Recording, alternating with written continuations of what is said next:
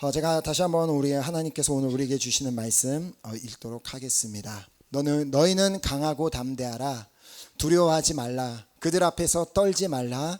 이는 내 하나님 여호와 그가 너와 함께 가시며 결코 너를 떠나지 아니하시며 버리지 아니하실 것임이라. 아멘. 오늘 우리는 한 가지 질문으로부터 이 말씀을 나누기를 원하는데요. 그 질문은 왜 그리스도인도 어려움을 만나는가입니다. 왜 그리스도인은 어려움을 만나는가? 아마도 이 질문은 많은 그리스도인들이 품고 있는 의문 중에 하나라고 생각합니다. 왜냐하면 우리가 예수를 믿었다고 해서 아무런 문제도 없고 모든 일이 다 잘 되고 그냥 평안한 삶을 사는 것이 아니라 우리도 예수를 믿었지만 예수를 믿기 전과 예수를 믿고 나서부터도 여전히 늘 삶에는 문제들이 존재하고 어려움을 만나기 때문입니다. 자, 그렇다면 제가 한번 이렇게 다르게 질문을 해보도록 하겠습니다. 그렇다면 그리스도인은 왜 어려움을 만나면 안 되는가? 우리 그리스도인이 어려움을 만나지 말아야 되는 그런 이유가 있을까요?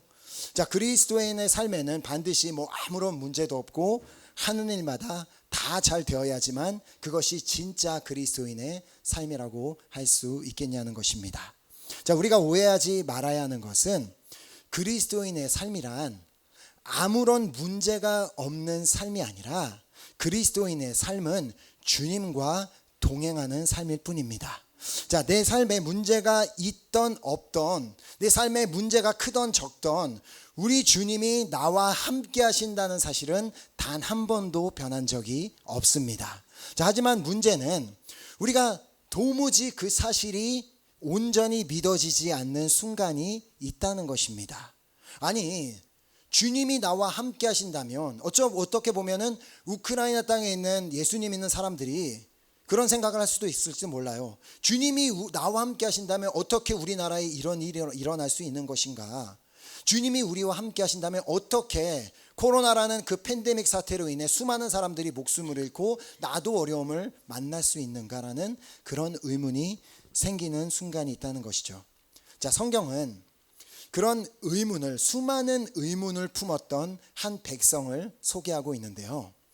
어제도 이 경건의 시간을 통하여 선교사님께서 이제 말씀을 나눠주신 대로 바로 그 백성들은 이스라엘 백성인데, 이스라엘 백성은 우리가 성경에서 아는 바와 같이 주님께서 선택하신 백성이고 주님께서 늘 그들을 인도하시는 주님의 인도하심을 받고 있는, 주님의 다스림을 받고 있는 백성임에도 불구하고 그들은 여러 가지 어려움을 만났습니다. 자, 대표적인 예로 그들은 애굽 땅을 떠나 그 오랜 시간 종살이를 하던 노예살이를 하던 그 애굽 땅을 떠나 하나님께서 그들의 조상에게 주시겠다고 약속하신 그 가나안 땅으로 가는 길에서 엄청나게 큰 문제를 만나게 되는데 그것이 바로 홍해였습니다. 자, 누가 그들을 그 홍해 앞으로 인도했습니까? 그 이스라엘 백성들이 자신들이 스스로 일로 가면 될 것 같아요 하고 자기들이 결정해서 가다가 홍해를 만난 게 아니라 하나님께서 그들을 홍해라는 거대한 문제 앞으로 인도하셨다는 것입니다. 자, 뿐만 아니라 그들의 뒤에는 지금 그들을 죽이려고 쫓아오는 애굽 군대가 있었습니다. 자, 이건 단순히 이스라엘 백성들이 어떤 문제를 만났다, 어려움을 만났다고 할 수 있는 정도의 수준이 아니라 그것은 재앙이었습니다. 완전한 재앙. 이거는 지금 죽기 일보 직전인 끔찍한 재앙을 그들은 만났던 것입니다. 자, 뒤에는 자신들을 죽이려고 따라오는 애굽 군사들이 따라오고 있고 앞에는 자신들의 길을 막고 있는 홍해 바다가 있었습니다. 자, 아니, 하나님께서 선택하신 백성이라면 하나님께서 그들을 애굽에서부터 그렇게 능력으로 그들을 인도해 내셨더라면 당연히 그들을 좀 평탄한 길로 인도하시는 것이 맞지 않겠습니까? 아니, 애굽 군대가 이스라엘 백성들을 잡아야 되겠다라고 그렇게 출발했을 때 그냥 그 자리에서 그들을 막으시고 출발도 못하게 그들을 멸하실 수는 없으셨던 것일까요? 그런데 하나님께서는 당신의 백성을 홍해 앞으로 이끄셨고 또 애굽 군사가 이스라엘 백성들의 바로 뒤를 쫓아올 때까지 그냥 그들을 놔두셨다는 것입니다.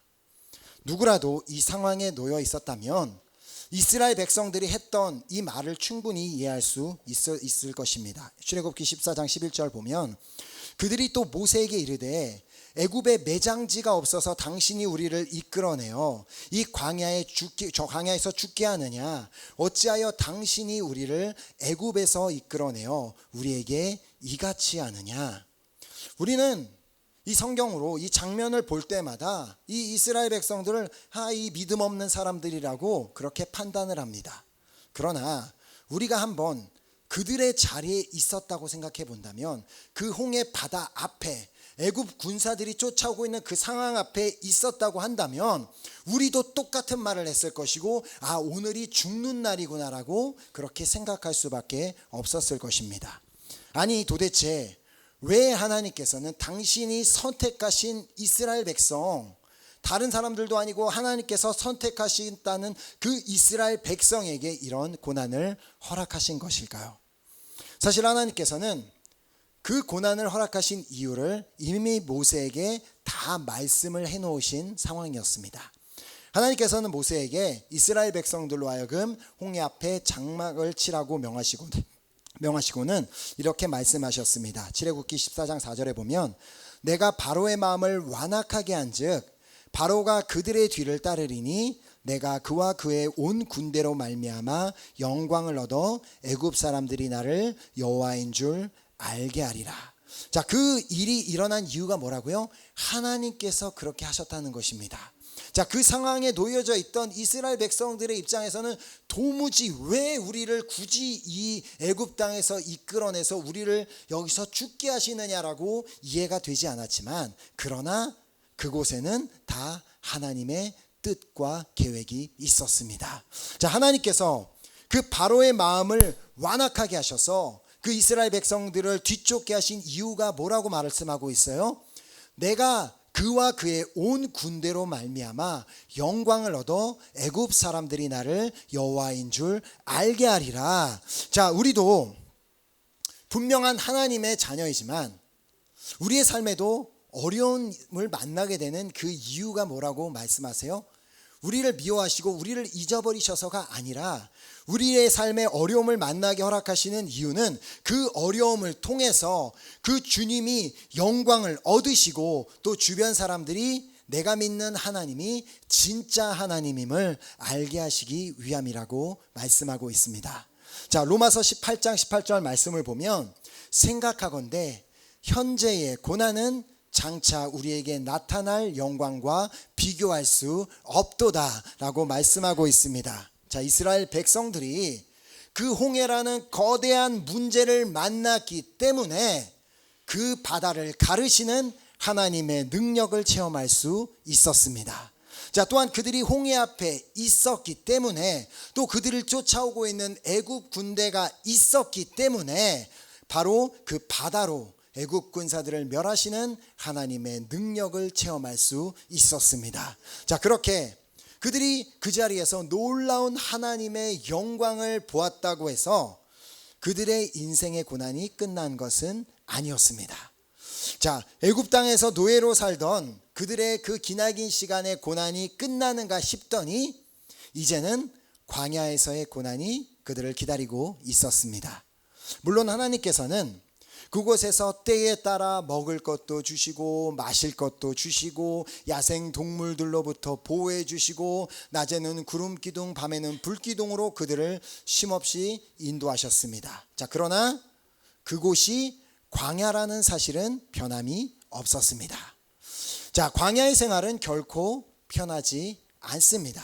광야 사막이라는 곳에서 생활하는 것이 결코 쉽지 않습니다. 자, 잠자는 문제도 그렇고 그들이 그렇게 급하게 애굽 땅에서 나왔는데 무슨 침대를 제대로 된 침대를 가지고 나온 것도 아닐 거고 그냥 바닥에다 대충 뭘 깔아놓고 자는데 무슨 편안한 잠자리가 있었겠으며 씻는 문제, 40년 동안 씻는 문제, 그리고 40년 동안 화장실 문제까지 있었으며 그들은 그 어떤 한 곳에서도 안정적으로 정착하지 못하고 계속해서 거처를 옮겨가며 40년이라는 시간 동안 광야 생활을 하며 가나안 땅을 향해 나아갔습니다. 자, 비록 그 광야에서의 40년이라는 시간은 쉽지 않은 시간이었지만 중요한 것은 그 긴 시간 동안 하나님께서는 그들과 늘 함께 하셨고 단 한 번도 그들의 곁을 떠나지 아니하셨다는 것입니다.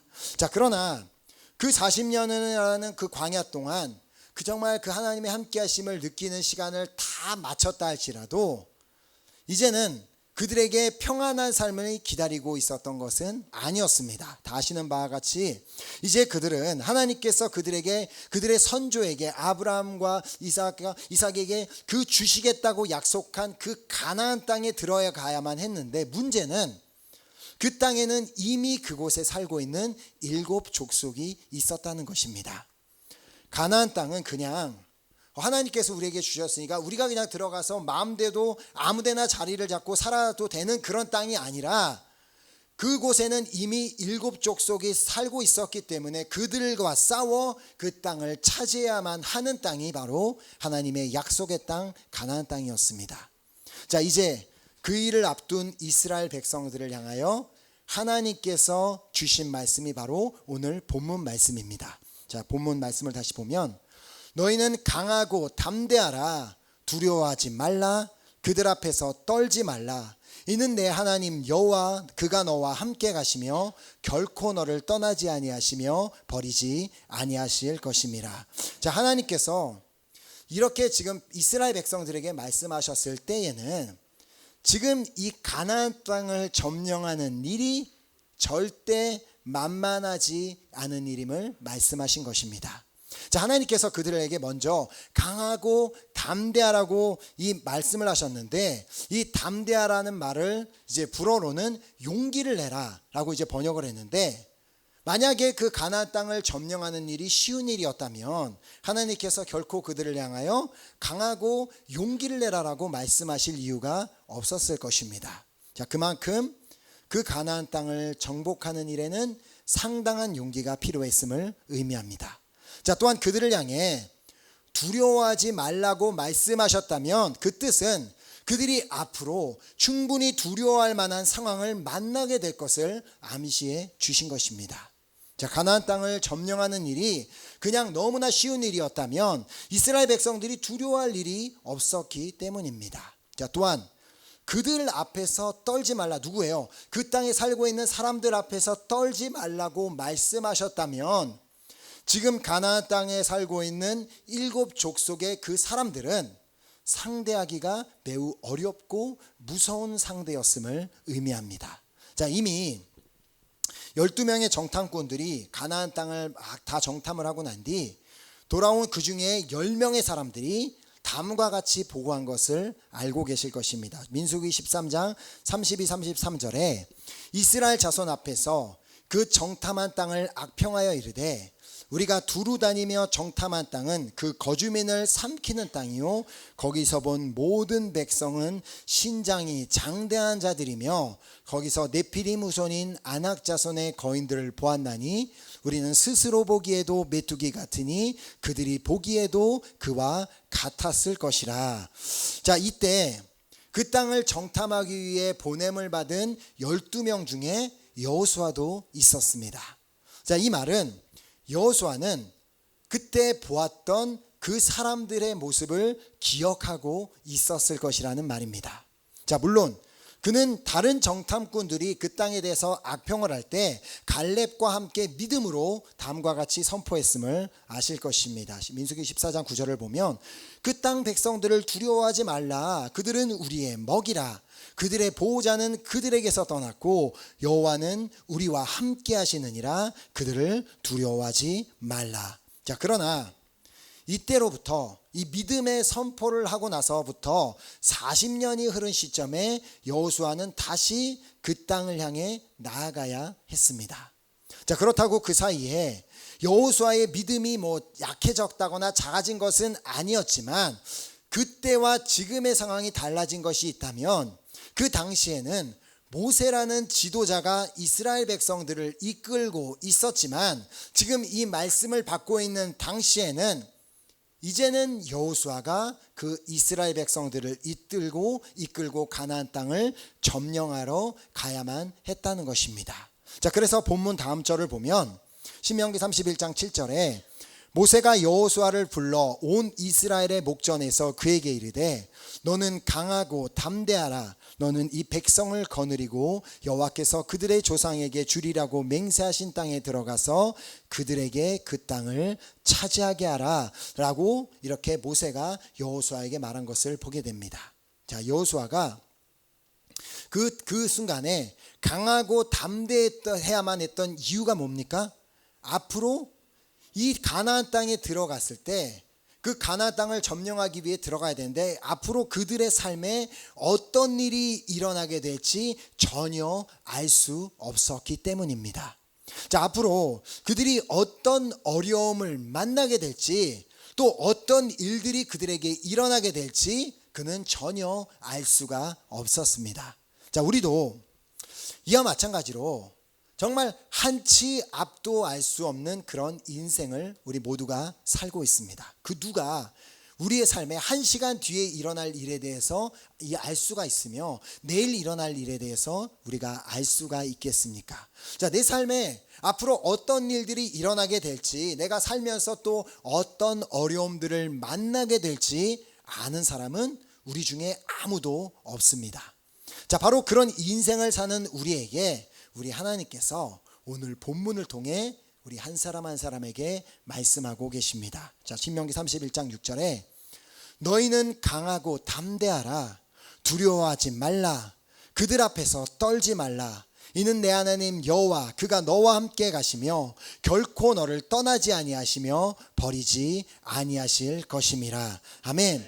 자, 우리의 삶에서 만나는 그 어떤 문제도 우리 주님보다 크지 않습니다. 자, 그러므로 나를 떠나지 아니하시며 결코 나를 버리지 아니하시는 그 주님이 나와 늘 함께 하신다면 내 삶의 그 어떠한 어려움도 우리에게는 그 어떤 문제도 되지 않을 줄 믿습니다. 자, 이것이 바로 그리스도인의 삶입니다. 자, 아무런 문제가 없는 삶, 평탄한 삶, 잘 되는 삶, 막 그냥 내가 원하는 대로 다 이루어지는 삶이, 그러한 삶이 그리스도인의 삶이 아니라 여전히 내 삶에 문제들은 있지만 나와 함께 하시는 주님과 이 문제를 이겨내고 뛰어넘는 삶이 바로 그리스도인의 삶인 줄 믿습니다. 아멘. 자, 성경에 나오는 수많은 인물들도 다 읽어보면 그들도 삶에서 다 어려움을 만났던 사람들이고 그들도 모두 자신과 함께 하시는 그 주님과 동행하며 이 어려움들을 이겨내었음을 보게 됩니다. 자, 대표적인 인물이 바로 요셉입니다. 요셉은 그 17세라는 어린 나이에 형들의 손에 팔려 성들에게 버림을 받고 자신과 말도 통하지 않는 애굽 땅의 노예로 팔려가게 됩니다. 자, 17세의 소년이 감당하기에는 너무너무나 큰 어려움이자 큰 문제였습니다. 자, 그러나 창세기 39장 2절은 그에 대해서 이렇게 기록하고 있습니다. 여호와께서 요셉과 함께 하심으로 그가 형통한 자가 되어 그의 주인 애굽 사람의 집에 있으니.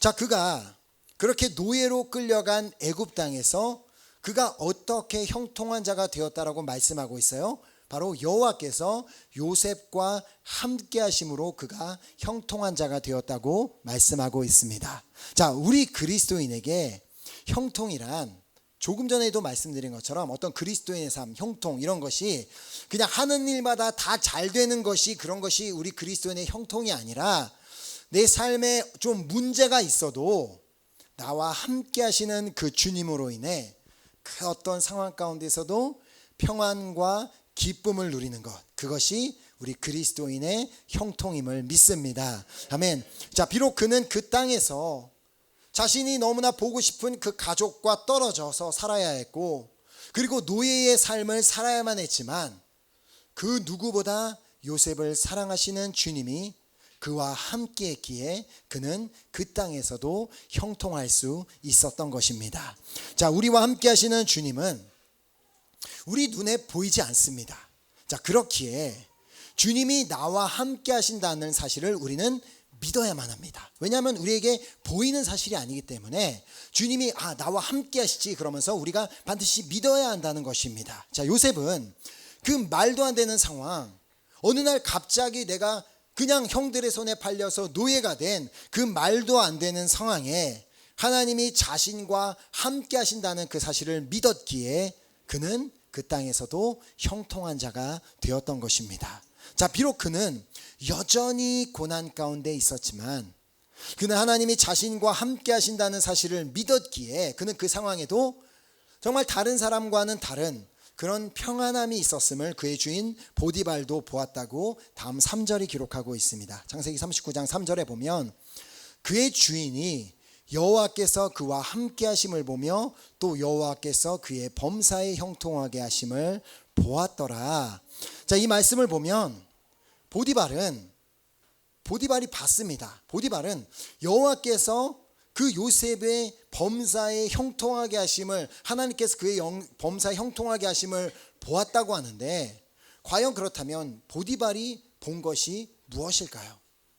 사실 노예가 형통하면 뭐가 그렇게 형통하겠습니까? 그건 노예인데 우리가 다 그냥 우리도 노예를 직접 겪어보지 않아서 모르지만 역사적으로 보면 노예는 사람이 아닙니다. 뭐 동물과 같은 취급을 받는 그런 노예인데 노예가 형통해봤자 뭐가 그리 형통했겠냐는 것입니다. 뭐 요셉이 다른 저 하인들이 청소하면은 별로 안 깨끗해지는데 요셉이 청소만 했다면 막 반짝반짝 막 완벽하게 정리가 되는 게 그게 형통한 삶입니까? 아니면 다른 노예가 시장에 가면은 도무지 구해올 수 없는 그 물건을 요셉이 장에만 가기만 하면 싼 가격에 아주 좋은 물건을 잘 구해오는 것, 그것이 형통입니까?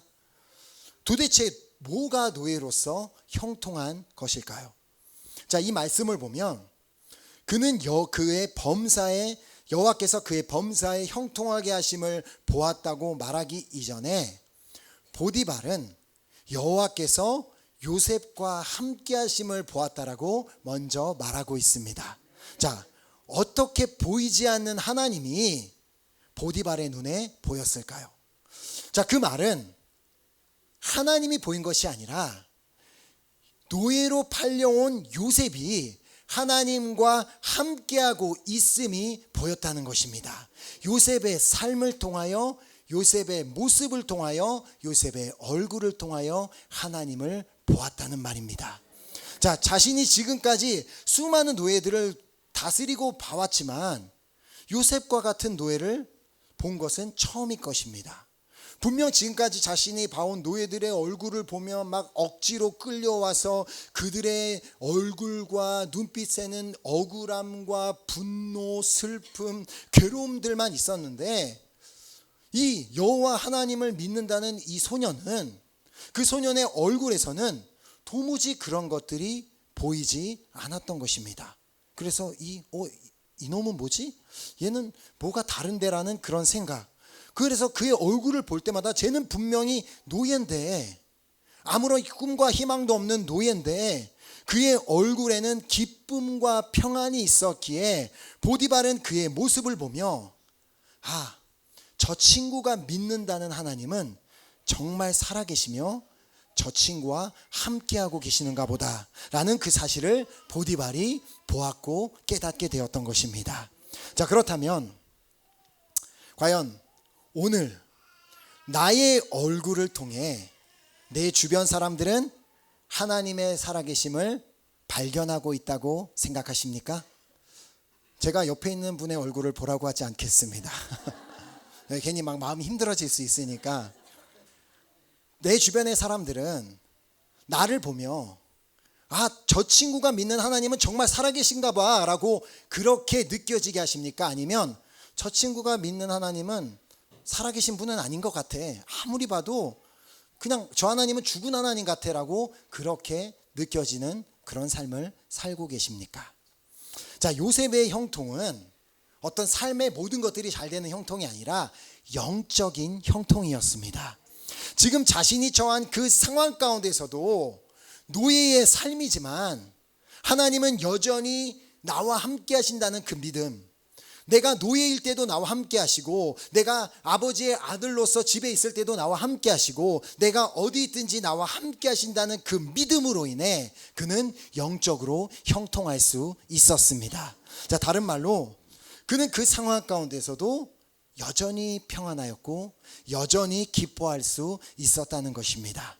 자, 저는 오늘 이 자리에 계신 여러분 모두가 하나님이 정말 나와 늘 함께 하심을 믿음으로 말미암아 영적으로 형통하게 되시기를 예수 그리스도 이름으로 소망하며 축복합니다. 아멘. 자, 우리를 결코 떠나지 아니하시며 우리를 결코 버리지 아니하시는 주님께서는 늘 우리 곁에서 이렇게 말씀하십니다. 준호야, 강하고 담대하라. 두려워하지 말라.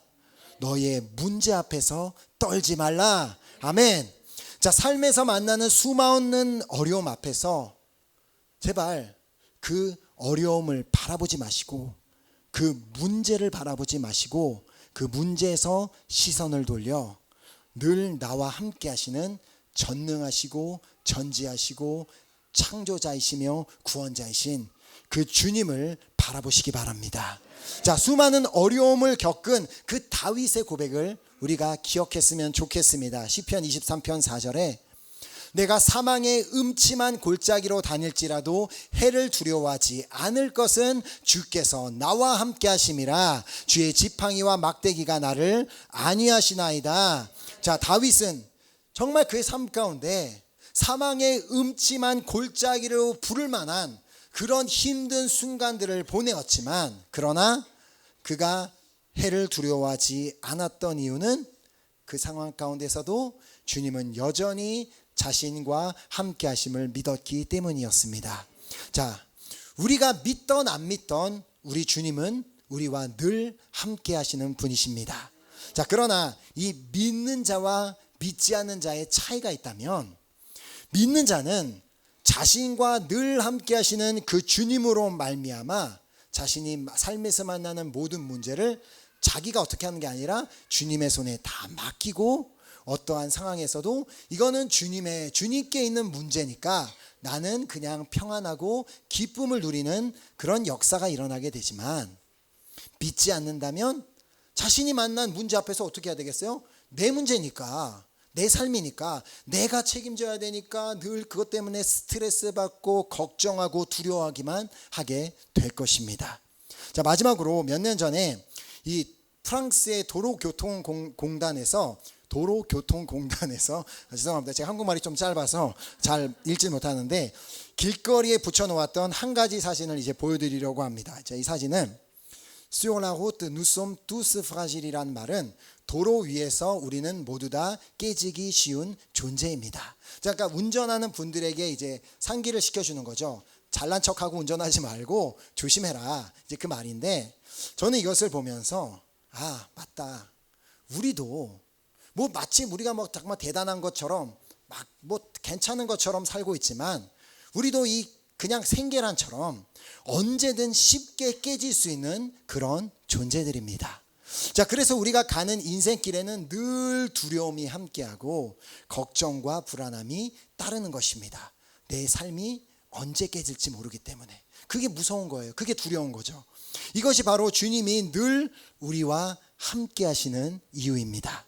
주님은 내가 얼마나 약한 존재인지를 아시기 때문에 쟤 저렇게 되면 참 힘들어할 거 아는데, 제가 저 상황을 만나면 너무 슬퍼할 것을 아시니까, 그래서 늘 주님은 내 곁에 계시면서 두려워하지 마, 떨지 마, 걱정하지 마라고 말씀하시는데, 우리는 주님 됐어요, 좀 난 내버려 두고 다음에 내가 필요할 때나 찾아오시고 지금은 나 좀 내버려 두세요 하고 있는 그런 모습을 주님이 안타깝게 바라보신다는 것입니다.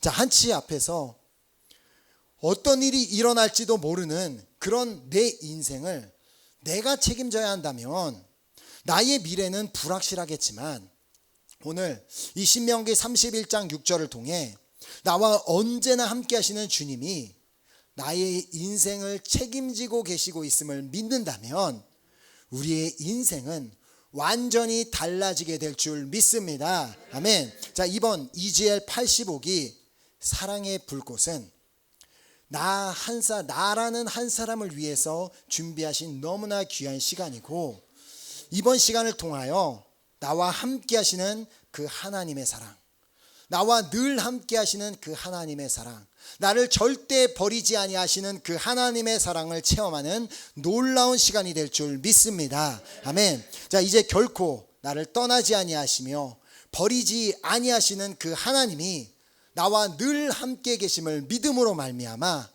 삶에서 만나는 그 어려움들이 나에게 가져다주는 모든 불안과 걱정과 두려움에서 완전히 자유하게 되는 여러분과 제가 되기를 예수 그리스도 이름으로 축복합니다. 아멘. 우리 함께 이 결단을 가지고 우리 찬양하고 우리 또 결단하는 기도하는 시간 갖도록 하겠습니다.